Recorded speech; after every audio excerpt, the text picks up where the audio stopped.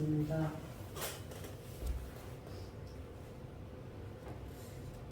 에베소서 4장 29절의 말씀 우리 함께 봉독하도록 하겠습니다.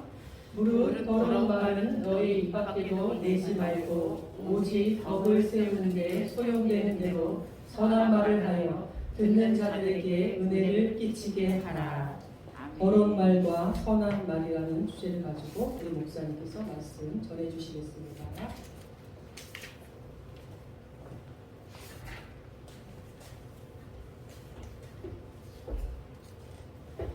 설명들 시작이 되었습니다. 여러분들에게 즐거운 목소리들과 함께하는 시간을 주셨으면 좋겠습니다.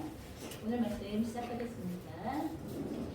그럼 만약에 누군가 여러분들에게 당신은 누구이십니까? 라고 우리들의 정체성에 대하여서 또 우리의 존재가 어떤 존재인가에 대하여서 묻는 질문을 한다면 여러분은 그것에 대하여 무엇이라고 답변할지에 대해서 혹시 생각해 보신 적이 있거나 혹시 누가 그렇게 물어보실 때 어떤 답변들을 해오셨는가라는 것들을 한번 생각해 보시면 좋겠습니다.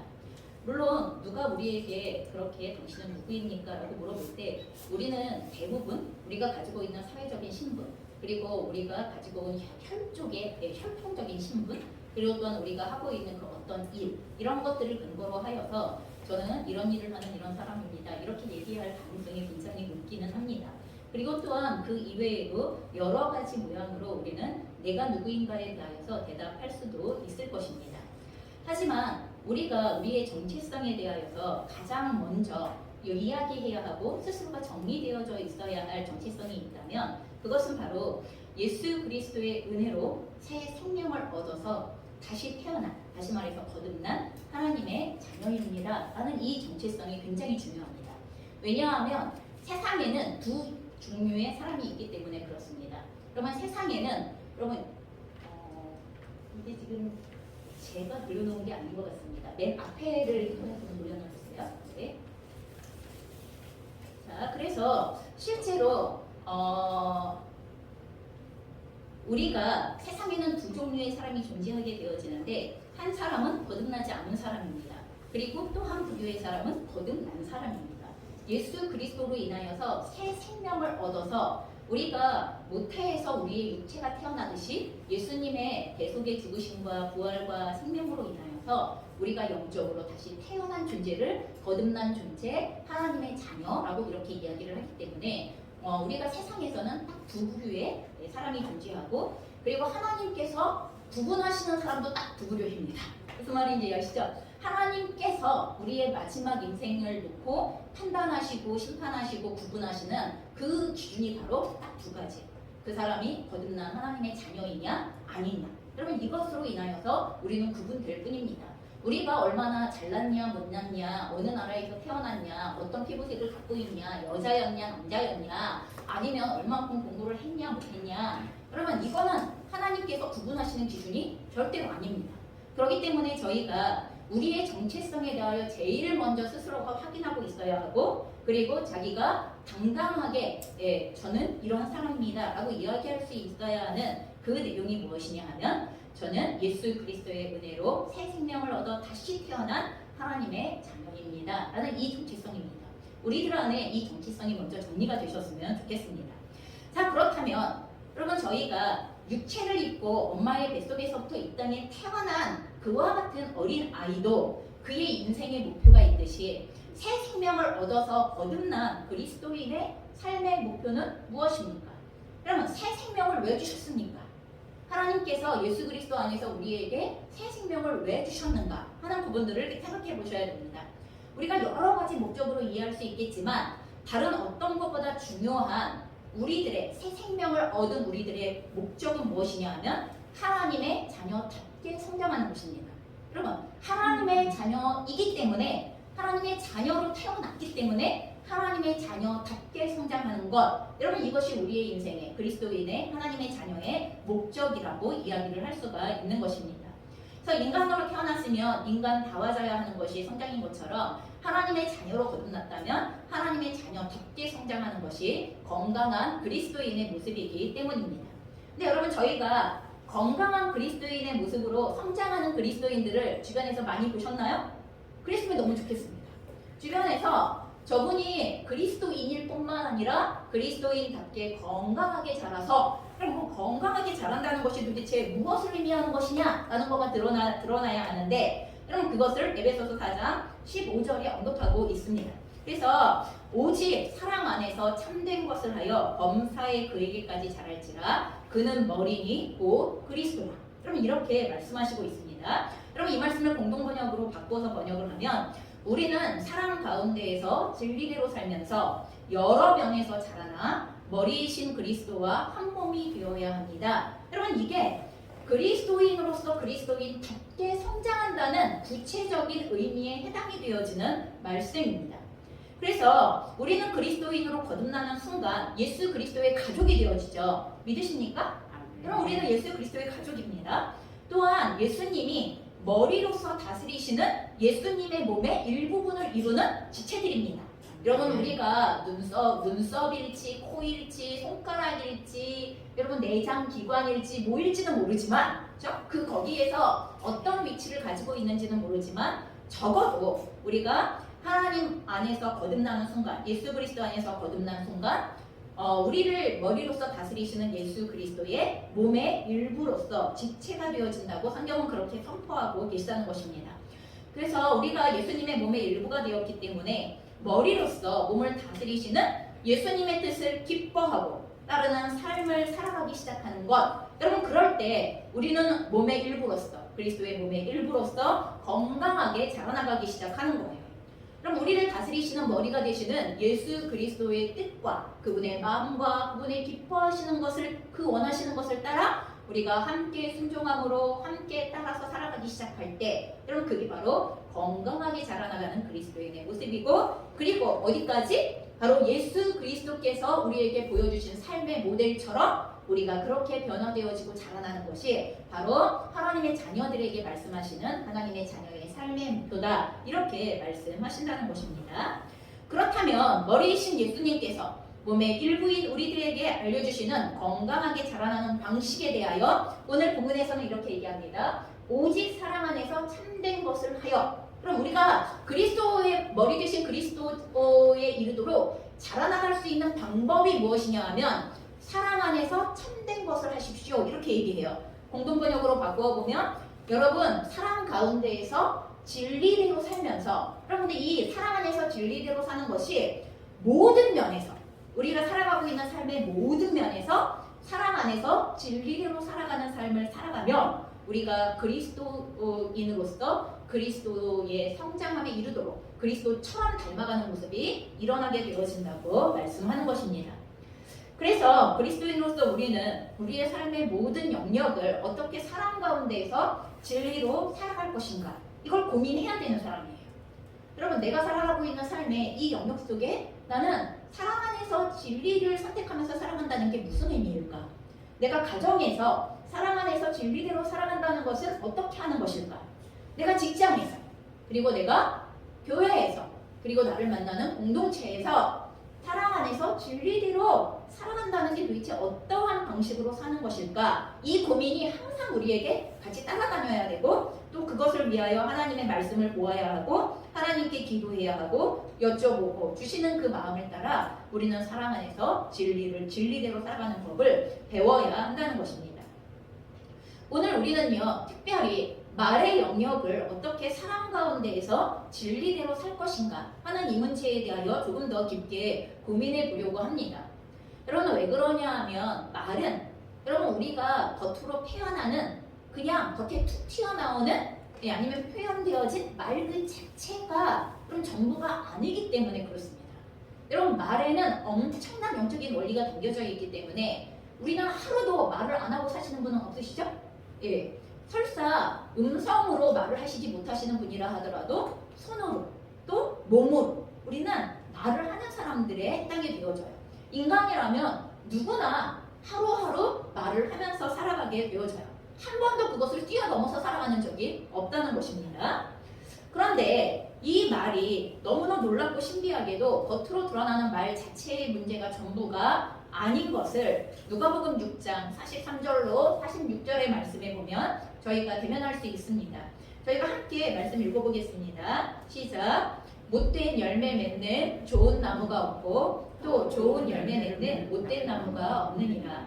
나무는 각각 그 열매로 아나니 가시나무에서 무화과를 또는 찔레에서 포도를 따지 못하느니라. 선한 사람은 마음에 쌓은 선에서 선을 내고 악한 자는 그 쌓은 악에서 악을 내나니 이는 마음에 가득한 것을 입으로 말함이니라. 너희는 나를 불러 주여 주여 하면서도 어찌하여 내가 말하는 것을 행하지 아니하느냐. 여러분, 우리가 하는 말이 정말 주님이 원하시는 대로예요. 우리가 예수님을 주님 주님 이렇게 부르면서도 예수님께서 원하시는 방식으로의 말을 하고 있는 것이 맞는가 하는 것에 대하여서 살펴보아야 한다는 것입니다. 이 본문에서 예수님께서는요, 우리에게 친숙한 나무의 비유를 사용하여 말씀하시죠. 여러분, 나무의 뿌리와 그 뿌리에서 생산하는 열매는 굉장히 유기적인 관계가 있습니다. 그래서 여러분, 산수유 나무에서 귤이 열리지 않습니다. 무슨 말인지 이해하시죠? 여러분, 배나무에서 딸기가 열리는 거 보신 적 있으십니까? 절대로 그럴 리가 없다는 것입니다. 그래서 뿌리와 그 뿌리에서 생산하는 열매에는 반드시 유기적인 관계가 있죠. 여러분, 그처럼 나무가 그러한 것처럼 우리의 말에도 이 원리는 그대로 적용이 되어진다고 오늘 예수님은 그렇게 비유하여 주시는 것입니다. 말이란 우리의 마음속에서 발견되어지는 뿌리로부터 나오게 되어지는 열매에 불과한 것입니다 라고 얘기하는 거예요. 우리의 마음속에 있는 보이지 않는 뿌리가 무엇이냐에 따라 여러분, 우리가 겉으로 보여지는 열매처럼 보여지는 말의 내용들과 말의 방식과 태도가 어떻게 드러나는가를 이야기를 할 수 있다는 것입니다. 그래서 말의 문제는 항상 마음의 문제와 관련이 되어져 있습니다. 여러분, 이것이 우리가 단지 말의 기술을 훈련하는 것만으로 여러분, 대화의 문제를 해결할 수 없다는 거예요. 그냥 예쁘게 이렇게 말해야 해, 친절하게 이렇게 말해야 돼, 그리고 또박또박 이렇게 말해야 해, 이런 얘기로는 여러분, 우리의 말의 습관을 올바르게 하나님이 원하시는 방식대로 바꿀 수 없다는 것입니다. 만약에 나무가 좋은 열매를 생산하지 못한다면 그것은 본래적으로 뿌리로부터 잘못되어진 문제인 것이고 나무 자체에 근본적인 문제가 발생한 것이라는 것을 우리는 기억하셔야만 한다는 것입니다. 예수님의 이 놀라운 비유는요, 우리의 말이 마음의 생각과 동기에 의하여서 형성이 되어지고 조절되어진다는 것을 여러분, 이것을 아주 너무나 분명하게 우리에게 알려주시는 그러한 비유입니다. 여러분, 우리는 때때로 혹은 어쩌면 너무 자주, 그리고 또 우리는 가끔 자주 다른 사람을 비난하거나 또는 주변 상황을 비난하는 말들을 사용할 때가 있죠. 그래 보신 적이 있고, 또 우리는 어쩌면 방금 전까지도 그러고 왔는지도 모르겠습니다만은 그런 말들을 사용했을 수 있습니다. 사람에 대한 비난이건 상황과 환경에 대한 비난이건, 물론 비난의 정도도 차이가 굉장히 다르죠. 스펙트럼이 1부터 한 10 사이에서 어느 정도 강도의 비난이냐라는 건 또 다른 문제가 분명히 되어질 것입니다만, 그럼 이런 모습들을 우리가 발견하는데, 그럴 때 그리스도께서는요, 사람의 말은 아까도 우리가 보았던 것처럼 여러분, 사람의 말은 그 마음에 가득한 것을 입으로 말하는 것이다, 여러분, 이렇게 얘기하고 있습니다. 그냥 입에서 나오는 말 그 자체의 문제가 아니라 그 말이 입 밖에 나올 때 여러분, 그 말이 입 밖에 나오기 전에 이미 마음에서 그 생각과 그게 가득 차 있는 상태가 되어졌다라고 이렇게 말씀하시기 시작하는 것입니다. 자, 그렇다면 여러분, 그렇게 사람과 상황을 비난하는 내 마음속에는 도대체 무엇이 가득 차 있는 것입니까? 어떤 것이 가득 차 있어서 그것이 말로써 계속하여 사람과 상황과 주변에 대한 비난으로 나오고 있는지 우리는 생각해 보셔야 합니다. 나는 왜 그렇게 사람과 상황을 비난하는 말을 계속 쏟아내고 있는 것인가 하는 것에 대하여서 야고보서 4장 1절부터 3절의 말씀인데 세 번역으로 제가 가져왔습니다. 저희가 함께 1절에서 3절 말씀 읽어보겠습니다. 시작. 무엇 때문에 여러분 가운데 싸움이나 분쟁이 일어납니까? 여러분의 지체들 안에서 싸우고 있는 육신의 욕심에서 생기는 것이 아닙니까? 여러분은 욕심을 부려도 얻지 못하면 살인을 하고 탐내어도 가지지 못하면 다투고 싸웁니다. 여러분이 얻지 못하는 것은 구하지 않기 때문이요, 구하여도 얻지 못하는 것은 자기가 쾌락을 누리는 데에 쓰려고 잘못 구하기 때문입니다. 여러분, 이게 야고보가 실제에 우리가 겉으로 다툼과 분쟁과 그리고 비난이 일어나는, 그런 비난을 한다는 얘기는 다툼과 싸움이 있다는 얘기예요. 저희가 사랑하는 사람을 그리고 너무 좋아하는 사람을 향하여서 이렇게 함부로 비난하지 않습니다. 적어도 그와 같은 비난이 나오게 되어진다는 건 이미 그 관계 안에 다툼과 분열과 싸움이 시작되어지고 있다는 것을 언급하는 건데, 그러면 왜 서로 다투는 일을 하고 싸우기를 좋아하는지에 대하여서 우리의 마음의 상태를 명확하게 살펴보라고 오늘의 본문은 얘기를 하는데, 그러면 그 마음의 상태를 살펴보면 어떻다는 거예요? 다툼과 싸움이 너희들 속에서 싸우고 있는 육신의 욕심에서부터 나오게 되어진다. 그럼 이렇게 얘기를 합니다. 그럼 그 말은 갖고 있지 않은 어떤 것을 욕심내고 탐내어도 가지지 못하기 때문이 아닙니까? 라고 이렇게 오늘의 본문이 질문을 우리에게 하고 있습니다. 다툼은 우리의 마음속에서 싸우고 있는 육신의 욕심에 의하여서 생겨나는 것입니다. 라고 이렇게 언급하는데, 그럼 이걸 한번 제가 설명을 해보겠습니다. 한번 가만히 생각해 보세요. 직장에서 우리가 성공에 대한 욕구가 있으면 건강한 욕구예요. 처음에는 여러분 직장에서 성공하고 싶은 거 당연히 누구나 그러고 싶습니다. 그런데 그것이 과해지거나 아니면 그것을 가로막는 어떤 것들이 있다고 여겨지기 시작하면, 그럼 그때로부터는 그것에 대하여서 더 강렬하게 요구하기 시작을 하면서, 그러면 이 직장에서 성공하고 싶어 하는 욕구가 상사로부터 인정받고 싶어 하는 집착으로 변하게 되어집니다. 그러니까 상사의 인정이 오지 않으면 이것에 대하여서 여러분 중심에서부터 인정받아야 할 내가 왜 인정받지 못하는 것인가에 대하여서 안에서 내면의 갈등이 일어나게 되어지고, 그 내면의 갈등이 밖에 있는 그 사람을 향하여, 상사를 향하여, 직장을 향하여 터져 나오는 비난이 되어지는 것을 저희는 경험합니다. 또한 우리가 삶에서 각종 고지서의 요금을 충분히 낼 정도로 돈이 있으면 참 좋겠다. 그러면 우리는 굉장히 소박한 바람이죠. 굉장히 소박한 바람을 갖고 있는 것 같지만, 이것이 점점 자라기 시작하면서 쌓아두려는 소유에 대한 탐욕으로 자라나기 시작하고, 그것을 가로막는 상황들이 발생되어지는 그 어떤 것이라 하더라도, 그것이 조직적인 어떠한 문제이건 아니면 개인적으로 나에게 해를 입힌 어떤 사람에 대한 것이건 간에, 그러면 이것들이 방해가 받는다고 생각되어지거나 내 안에 더 높아져가는, 더 쌓여져가는 이 욕심에 대한 부분들을 채울 수 없는 상황이 되어졌을 때, 여러분 그것에 대하여서 당연히 여러분 분노하는 마음들과 그리고 그것에 대하여서 다투는 마음들이 일어나게 되어진다는 것입니다. 우리는 가끔 좋은 부모가 되고 싶다는 마음으로 시작한 자녀의 양육인데, 어느 순간 우리의 아이들을 나의 명성을 높일 만한 아이들로 만들어야 한다는 여러분 그와 같은 집착과 그리고 아이들에 대하여서 부모님의 욕구와 욕심을 거기에 투영해내기 위한 여러분 이러한 모습으로 바뀌는 것을 경험하게 되어집니다. 그러면 결국 우리의 중심에서 그 무엇인가를 하려고 하는 욕구가 하나님과 이웃을 사랑하려는 동기에서부터 시작되는 것이 맞습니까? 하나님은 그렇기를 원하십니다. 하나님은 우리 안에 있는 자연스러운 욕구가, 그 자연스럽다고 말하는 욕구가 우리가 하나님의 자녀이기에, 그리고 하나님께로부터 거듭난 하나님의 사람들이기에 하나님과 이웃을 사랑하는 것을 목적으로 한 그러면 그 동기에서부터 시작되어지는 욕구가 되어지고 소원이 되어지고 소망이 되어지는 이런 모습이 되어지기를 원하시죠. 하지만 그러기보다는 점점 우리의 마음에서 생겨났던 그 하나님께로부터 왔던 욕구가 변질되어지기 시작합니다. 어떻게 변질되어집니까?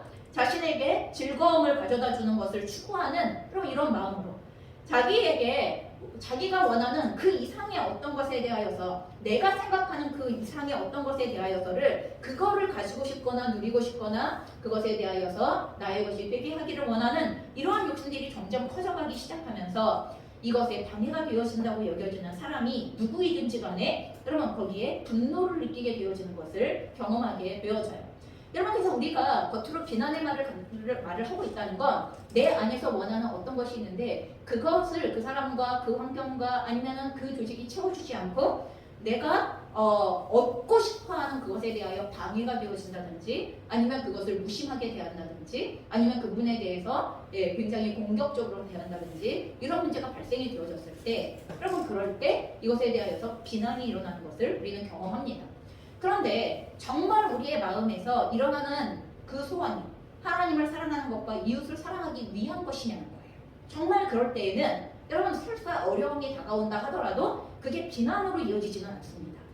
설사 내 안에서 좋은 소원들, 하나님께서 우리에게 주신 좋은 소원들을 가지고 있는 것을 근거로 하여서 이게 정말 이루어졌으면 좋겠다 하는 마음으로 헌신하기 시작하거나 그 삶을 위하여 노력하기 시작할 때, 여러분 그럴 때에는 설사 그게 방해를 받는다고 여겨지거나 그렇다 하더라도 이것이 영적인 분노의 영적 전쟁이 나올 수는 있을지 모르겠지만 여러분 그것이 상대방과 상황과 환경에 대한 비난으로 이어지지는 않는다는 것입니다.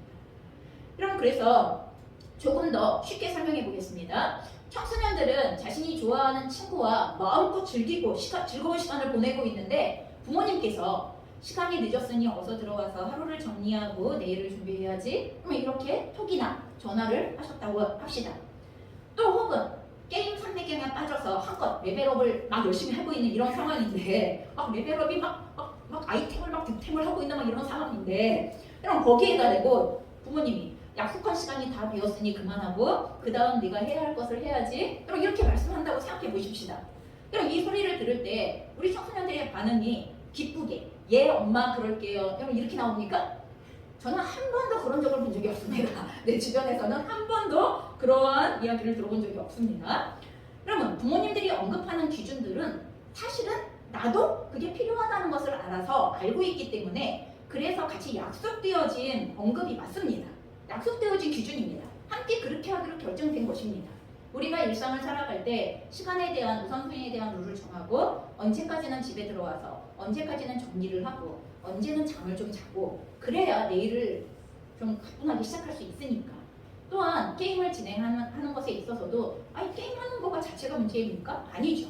하지만 그것이 과해지는 것이 문제이기 때문에 부모님과 약속을 정하고 여러분 그 시간이 되어졌을 때 부모님이 당연히 그 시간에 적합하게 이제는 정리하고 그 다음에 해야 할 타임테이블에 따라 움직여야지. 그럼 이런 얘기를 하게 되어진다는 것입니다. 부모님께서 이상한 것을 요구하시는 것이 아닙니다. 하지만 대부분 내 안에서 싸우고 있는 육신의 욕심. 그럼 다시 말해서 왜 재미있는 걸 더 못하게 해? 아니 좀 더 한다고 뭐가 문제 있어? 여러분 이러한 마음들이 여러분 일어나는 거죠. 이게 건강한 욕구가 아닙니다. 그럼 건강한 욕구의 선을 이미 넘어서 그것은 나의 육신의 정욕과 육신의 욕심이 되어져 버린 상태가 되어져 있는 상태가 된 것입니다. 그럼 그래서 실제로 이렇게 내 안에서 싸우고 있는 육신의 욕심 이것에 감정과 생각이 불쑥 올라오면서 현재 나의 즐거움에 찬물을 끼얹는다고 여기는 부모님들에게 순종의 대답을 하는 대신에 어떻게 합니까? 매우 투명스럽게 내가 지금 얼마나 엄마 때문에 아빠 때문에 피해를 보고 있다는 것을 과시하는 듯한 태도와 어투로 여러분 그러면서 마치 내가 그거를 해준다는 식의 여러분 이렇게 모습들을 보이는 것을 통하여서 부모님의 마음을 상하게 하는 말, 행동, 태도를 보이는 경우가 있습니다. 여러분 그게 부모님하고만 그렇습니까? 아닙니다. 친구하고의 관계도 마찬가지이고 우리가 살아가는 삶의 모든 순간에서 다른 관계에 있어서도 역시 마찬가지입니다. 그게 직장 상사가 됐건 동료가 됐건 교회의 목사님이 됐건 아니면 동력자가 됐건 성도가 됐건 아무것도 가리지 않습니다. 여러분 그래서 내 안에 이미 비난의 말들이 터져나오고 있다는 것은 내 안에서 하나님의 성령의 소욕과 육체의 소욕 사이에 전쟁은 일어났고 그리고 이 성령의 소욕과 육체의 정욕 사이에 그 가운데에서 전쟁이 일어난 이 상황 가운데에서 지금 나의 자신의 욕구를, 육체의 욕구를, 육신의 정욕을 통제하기 어려운 상황이 되어졌다는 이야기를 하고 있는 거예요. 그게 입 밖에 터져나오고 있는 그런 내용입니다. 오히려 그것들이 여러분 우리 내면에 있는 육신의 정욕으로부터 나오는 욕구들 여러분 그것이 우리들을 휘어잡을 때 여러분 그게 바로 욕심이 되어지는 것입니다. 여러분 성경에서는요 이렇게 나를 휘어잡는 욕심 여러분 이것을 가르쳐서 우상이라고 이야기를 합니다. 여러분 우상이 크게 다른 게 아니에요. 하나님께서 나를 다스리지 못하도록 성령의 소욕이 나를 다스리지 못하도록 하나님이 원하시는 하나님의 자녀로서의 삶의 결정을 내리지 못하도록 내 안에 있는 육체의 정욕을 불러일으키고 있고 욕심을 불러일으키고 있고 그 욕심이 나를 휘어잡아 결국은 그 욕심대로 선택하게 만드는 여러분 그 근본적인 내용 여러분 그것이 바로 우상이라고 우리에게 말해주고 있다는 것입니다. 여러분 그 욕심은 말을 통해서 상대방을 계속하여서 상하게 합니다. 그리고 또한 심하면 아까 얘기했죠. 야고보서에서 심하면 살인도 한다고. 그럼 살인이 꼭 사람을 죽여서만 살인의 말을 얘기하는 게 아니에요. 그게 정서적인 살인, 그리고 또한 관계적인 살인을 하게 되어지는 상태가 나타난다고 얘기하는 것입니다. 우상이 나를 휘어잡으면 하나님을 멸시하는 말을 하는 것은 물론이거니와 나를 사랑하는 가장 중요한 사람들, 그리고 나에게 사랑함으로 섬기라고 주신 사람들을 무참하게 비난하고 살인하는 상황에 이르게 되어지는 것입니다. 그렇기 때문에 내가 하는 말은 내가 마음에서 무엇을 섬기고 있는가를 명확하게 보여주고 드러내주고 있는 방식이에요. 그럼 내가 지금 어떤 말을 어떻게 하고 있는가? 내 마음에 가득한 것이 무엇인가? 그리고 내 마음에 가득한 그것은 도대체 어떤 우상인가? 어떤 욕심이 극대화가 되어져서 성령께서 나를 다스리고 하나님께서 나를 다스리시기를 원하시나 그 하나님의 원하시는 것들을 치고 나가고 있는 것인가 하는 이것을 우리가 거꾸로 잘 생각을 좀 해보셔야만 한다는 것입니다. 그래서 여러분은 마음에서 무엇을 섬기고 계십니까? 우리의 마음에 무엇으로 가득 차 있으십니까? 자, 그러면 이제 우리는 어떻게 해야 합니까? 우리의 마음에서 먼저 우상을 치워야 합니다. 우리 말이 바뀌려면 우리의 내면 가운데 가득 차 있는, 우리의 마음에 가득 차 있는 우상의 문제를 치우고 해결해야 합니다.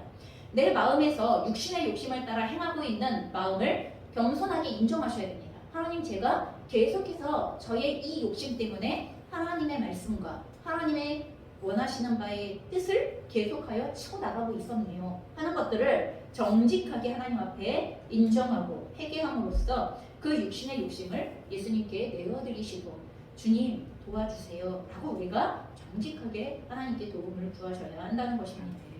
그리고 아까 에베소서 4장 15절에서 살펴보았던 것대로 하나님 사랑 안에서 진리대로 살아가는 하나님의 원리를 배우게 하여 주십시오.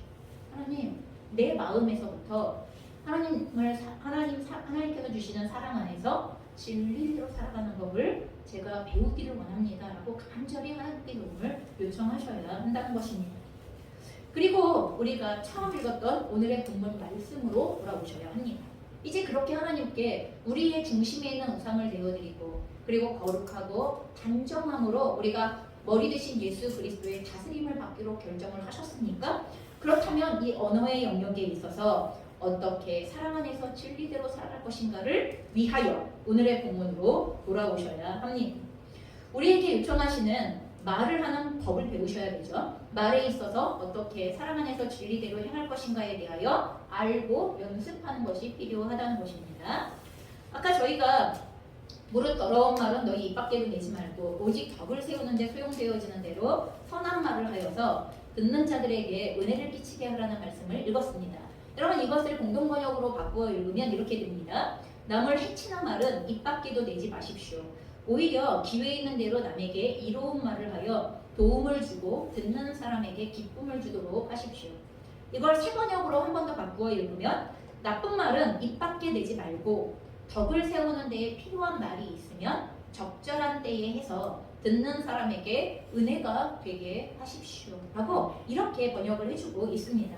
여러분 우리가 본문에 보면 크게 입 밖에 꺼내지도 말라고 경계하시는 더러운 말이 있다고 얘기하고 있고 반대로 적극적으로 사용하라고 하시는 선한 말이 있다는 것을 이야기하고 계십니다. 여러분 하나님 편에서 볼 때 말에는 두 가지 종류가 있다는 거예요. 너희가 입 밖에는 꺼내지도 않아야 할 더러운 말이 있고 반드시 사용하여서 열매를 맺어야 할 하나님께서 보시는 선한 말이 있다고 얘기하시는 건데 그럼 도대체 두 가지를 구분 짓는 기준이 뭡니까? 두 가지를 뭘 가지고 구분 지을 수 있어요? 어떤 거는 더러운 말이고 어떤 거는 선한 말이 되는 것입니까? 오늘의 번역들을 쭉 읽다 보면 하나의 기준이 나와요. 그럼 그 기준이 무엇이냐 하면 그것은 내가 말하는 것을 듣는 다른 사람에게 어떠한 영향을 끼치게 되어질 말이냐라는 이게 기준이에요. 지금 내가 하는 이 말이 듣는 그 사람에게 어떤 영향을 끼치게 되어질 말이냐라는 이 기준이 더러운 말과 선한 말을 가르는 기준이라고 우리에게 말씀하시는 것입니다. 그래서 더러운 말은 공동번역에 보니까 아까 남을 해치는 말이라고 더러운 말을 바꾸어서 번역을 해놓았습니다. 다른 사람을 해친다. 제가 말로 다른 사람을 해쳐요? 우리는 의아해할 수 있습니다. 저는 말로써 아무 힘도 없는데요? 아니죠. 말에는 어마어마한 힘이 있다는 것을 우리가 기억하셔야 합니다. 남을 해친다는 것은 타인에게 잘못되어진 지식과 정보와 비진리를 전달함을 통하여서도 피해를 끼칠 수도 있고, 상처를 주어서 정서적인 고통에 머물게 할 수도 있고, 인격을 모독하여서 영적인 살인을 하게 되어질 수도 있는, 여러분, 어마어마한 파장을 불러일으킬 수 있고 다른 사람들에게 너무 놀라운 피해를 줄 수 있어요. 여러분, 우리가 커서까지 우리가 어렸을 때 들었던, 부모님께로 들었던, 혹은 친구로부터 들었던, 아니면 나와 격대관계에 있었던 그 어떤 사람으로부터 들었던 한마디의 말이 내 평생의 발목을 묶어서 나는 도무지 아무것도 할 수 없는 존재, 아니면 나는 아무리 뭘 하더라도 안 되는 존재, 그리고 그 어떤 것을 할 수 있는 능력을 갖고 있어도 나는 세상에서 인정받을 수 없는 존재, 이렇게 생각하는 전체가 감옥에, 그 사람의 인생 전체가 감옥에 갇히는 영향력 가운데 살아가는 이런 사람들이 지금도 얼마나 많은지 몰라요. 정말 어떻게 이렇게 나이가 30이 됐고 40이 됐고 20이 됐고 50이 됐는데 그 사람의 영에 그 속사람은 어떻게 7살에 멈춰있지? 어떻게 12살에 멈춰있지? 라는 생각이 들 정도로 그 감옥에서 나오지 못하는 수많은 어른 아이들을 보게 되어질 때가 얼마나 많은지 모른다는 것입니다. 여러분, 그래서 구체적으로 이렇게 다른 사람에게 해를 끼치는 더러운 말에 대하여서 에베소서 4장 31절에서는 이걸 조금 더 구체적으로 풀어서 어떻게 얘기하냐 하면, 모든 독설과 격정과 이런 감정에 못 이겨서 퍼붓는 말들을 얘기하는 거죠. 분노의 고함소리와 욕설 따위는 온갖 악의와 더불어 내어 버리십시오. 여러분, 적어도 우리가 남을 해치는 말에는 어떤 말들이 남을 해치는 말이냐 하면 독설, 여러분, 의도적으로 그 사람을 상하게 할 목적을 가지고 하는 말, 그리고 그럼 내 감정을, 분노하는 마음을 주체할 수 없어서 여러분 화가 여기까지 올랐을 때에 내뱉어버리는, 아니면 그런 태도로 하고 있는 말들, 그리고 또한 분노의 고함소리. 그럼 이미 분노의 큰 소리가 나가는 그 자체만으로도 상대방에게 어마어마한 위협이나 아니면 마음을 상하게 할 수 있는 상황이 벌어질 수 있습니다. 또 가장 쉽게는 욕설. 그러면 우리가 어떤 분들은 굉장히 자주 사용하시는 거예요. 그리고 어떤 분들은 아주 몸에 익숙하게 몸에 배어져 있는 그러한 언어의 표현의 방법이고, 특히 오늘날 젊은이들, 청소년들, 요즘은 어린 아이들에 이르기까지 정말 어디서 배웠다고 할 수 없을 정도의 그러한 욕설들을 마치 문화처럼, 마치 재미있는 무슨 개그하는 것처럼 그렇게 사용하는 얼마나 많은 젊은이들을 보게 되어지는지. 또 반대, 나이가 많이 드신 분 가운데에도 말의 90% 이상이 욕설로서 말을 하시는, 마치 그거를 친밀함의 표현이라고 얘기를 하시면서 욕설을 하시는 이런 분들을 보게 되어진다는 것입니다. 여러분, 그 사람을 사랑함으로 하는 얘기 맞습니까? 정말 그 사람에게 유익을 끼치고자 하는 얘기 맞습니까? 그 말들이? 적어도 그거 아니라 내 감정풀이하고 있는 거면 멈추셔야 되는 거예요. 적어도 내가 화에 못 이겨서 그럼 그걸 퍼붓고 있는 것이라면 멈추셔야 하는 것입니다. 그건 반드시 남에게 해를 끼치는 말이라고 성경은 규정하고 있는 것입니다. 그럼 반대로 선한 말은 어떤 말입니까? 내 말을 듣는 사람들에게 이로움을 주는 말, 그래서 그 사람에게 도움이 되는 말, 그 사람에게 그래서 기쁨을 더해줄 수 있는 말. 그러면 그 사람에게, 이걸 다른 말로 표현하면 내 말을 듣는 그 사람에게 유익이 되어지는 말이라고 이렇게 한마디로 우리가 표현을 할 수가 있는 것입니다. 여러분, 이건 듣기 좋으로 하는 아부를 한다는 말이 아닙니다. 여러분, 아부는 중심이 없는 말인 거 아시죠? 그냥 아부는 마음에서부터 나오는 말이 아니에요. 그냥 듣기 좋으라고 하는 얘기인 거고, 그냥 관계를 유지하기 위해서 그냥 하는 말에 불과한 건데, 그런 아부 말하는 거 아닙니다. 실제로 내가 한 말로 인하여서 그 사람이 어떤 영역에서든지, 그럼 그게 지식에 있어서 새로워지는 것이든지, 아니면 하나님에 대하여 더 잘 친밀한 가운데 나아갈 수 있게 된다든지, 건강해진다든지, 아니면 좋은 삶의 원리들을 얻는다든지, 아니면 정서적인 친밀함을 누리게 되어진다든지 하는 이런 전반적인 각각의 어떤 영역에서든지 유익을 얻을 수 있는 말을 사용하라고 우리에게 말씀하고 있다는 것입니다. 여러분, 아무리 좋은 말이라도 우리의 중심에서, 사랑 안에서 그 말을 전달하지 않을 때 그 말은 그 사람에게 유익이 되지 않습니다. 절대로 유익이 되지 않습니다. 좋은 말이라고 다 유익이 되는 게 아닙니다. 여러분 그래서 우리의 마음에서 중심으로부터 나는 지금 그 사람에게 이 말을 하는 것이 그 사람에게 도움이 되고 유익이 될 거라고 생각하고 하는 말인지를 한 번 더 생각해 보시면 좋겠습니다. 그래서 에베소서 4장 32절은요. 이러한 여러분 선한 말을 더 구체적으로 어떻게 표현하고 있냐 하면 서로 친절히 대하십시오. 여러분 말을 가지고 친절한 말을 사용하라고 이야기를 하고 있습니다. 불쌍히 여기십시오. 긍휼히 여기십시오. 그럼 그 사람을 포용하라는 이야기를 하고 있는 것입니다. 하나님께서 그리스도 안에서 여러분을 용서하신 것과 같이 용서하시는 말을 통하여서 용서하십시오 라고 이렇게 이야기하고 있습니다. 친절하게 대하는 것, 수용하고 포용하는 것, 그리고 또한 용서하는 태도의 말과 또한 내용, 그럼 이것에 대하여 언급하고 있습니다. 여러분 우리는 내 이웃을 내 몸과 같이 사랑하라는 하나님의 말씀 잘 알고 계시죠? 그럼 저희가 귀에 딱지가 안 들 정도로 너무 많이 들은 말씀입니다. 내 이웃을 내 몸과 같이 사랑하라는 말씀 잘 알고 있는 말씀인데 내가 지금 타인에게 어떤 말을 사용하고 있는가를 살펴보게 되어지면 나는 그 사람을 어떤 존재로 대하고 있는가라는 것을 우리가 알 수 있죠. 우리는요 그 하는 말을 통하여서 나는 그 사람을 정말 존중하고 있는가? 나는 그 사람을 사랑하고 있는가? 나는 그 사람을 정말 존귀한 자로 여기고 있는가? 그 사람을 대접받아 마땅한 자로 여기고 있는가? 그 사람이 누려야 할 권리를 충분히 옹호해주고 존중해주면서 나는 말하고 있는가? 하는 이러한 것을 우리가 하는 말 속에서 생각을 해보셔야 한다는 것입니다.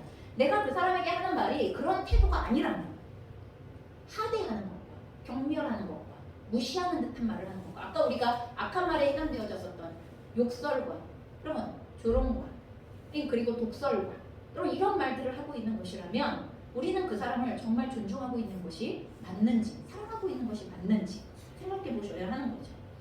우리는요 진정 내가 존중받기를 원하는 것만큼 사랑받기를 원하는 것만큼 나는 그 사람을 존중하고 사랑하고 있는지 그와 같은 태도로 그에게 말하고 있는지를 돌이켜보셔야 합니다. 현재 내가 그 사람에게 말하고 있는 말투, 내용을 거꾸로 그 사람이 나에게 한다면 여러분 그 말이 기분이 좋으신 말이에요? 내가 지금 옆에 있는 그 사람에게 아니면 내가 부모님에게 하고 있는 그 말투와 내용에 대하여서 거꾸로 누군가 나에게 그렇게 말하고 그런 태도로 말하기 시작한다면 여러분 즐거워지세요? 마음이 유쾌해지세요? 행복해지세요? 아니라면 내 말을 바꾸셔야 돼요. 그 사람을 지적하기 전에 내 말을 바꾸셔야 돼요. 반드시 그렇게 하셔야 됩니다. 여러분 내 말이 지금 정상적인 말인가 라는 것들을 살펴보는 것은 내가 똑같이 내가 지금 하고 있는 말을 누군가로부터 들어도 나는 유쾌하고 행복하고 유익이 되어지고 복을 누리는 자라는 것을 경험할 수 있는가 하는 이런 기준으로 바꿔서 이야기를 해보시면 알 수가 있다는 것입니다.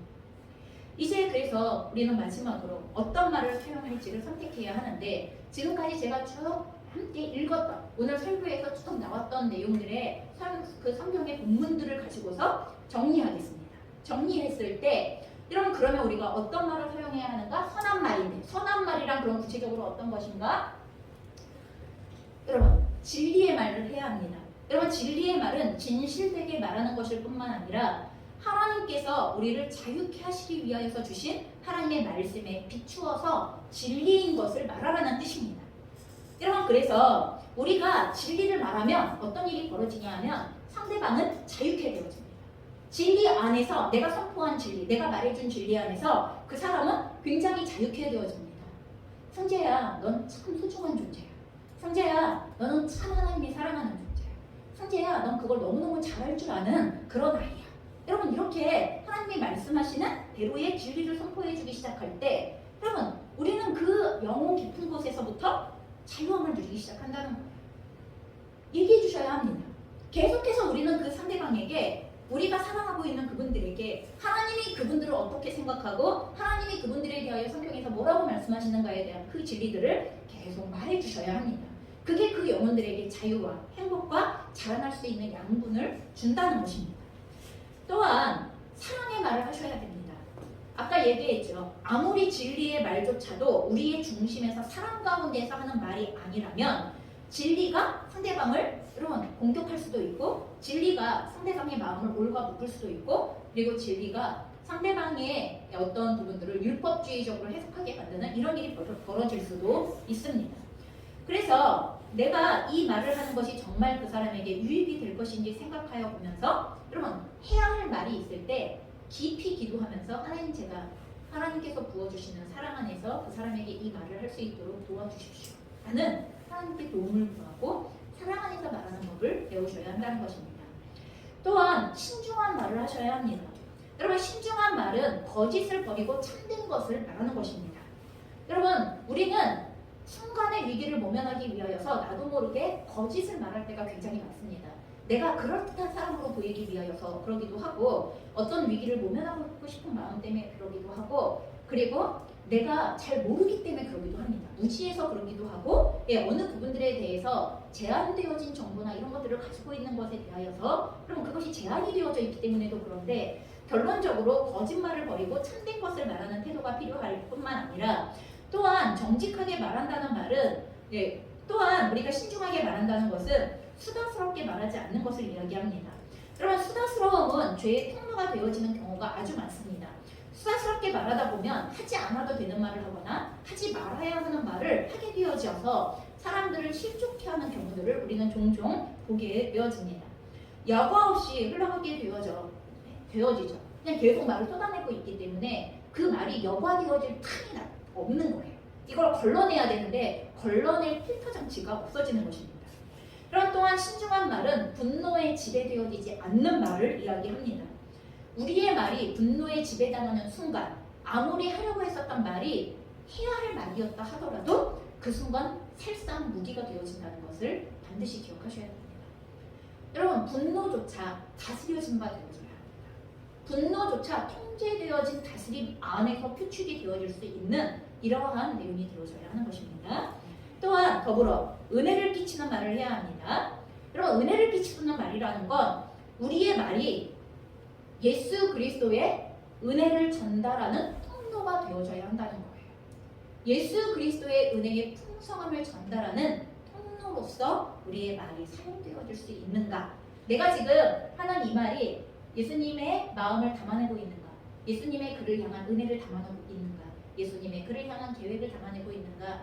예수님의 그를 향한 마음과 그리고 예수님의 그를 향한 권면을 담아내고 있는가 하는 여러분 이런 부분들에 대하여서 고민하십시오. 여러분 마지막으로 용서의 말을 하십시오. 용서의 말은 서로의 관계를 회복하게 해주는 말이고 그리고 그 사람을 적극적으로 축복해주는 말이기도 합니다. 여러분 이것은 예수님께서 우리에게 먼저 본을 보여주셨습니다. 예수님께서 우리를 어떻게 용서하셨는가를 기준하여 우리가 상대방에 대하여 용서하는 말을 잘 전달하시기를 바랍니다. 여러분 용서하는 말이 여러분 우리의 삶에서 반복적으로 나타나야 할 때가 있습니다. 왜요? 우리는 연약하여 자꾸 넘어지다 보니까. 그럼 자꾸 넘어질 때마다 회복을 향한 용서로 나가셔야 됩니다. 다시 일으켜 세우기 위한 축복으로 나가셔야만 하는 것입니다.